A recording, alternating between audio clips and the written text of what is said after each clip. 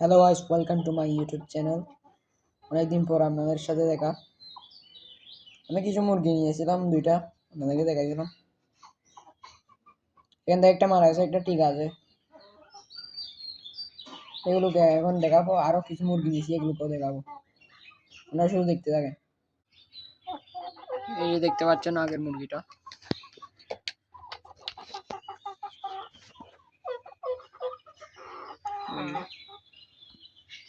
আর এখানে দেখতে পাচ্ছেন এখন নতুন মুরগিগুলো দেখছেন। একটা দুইটা মুরগি, ওগুলোর দাম অনেক বেশি। এই যে দেখতে পাচ্ছেন, এটা আগেরটা মুরগি।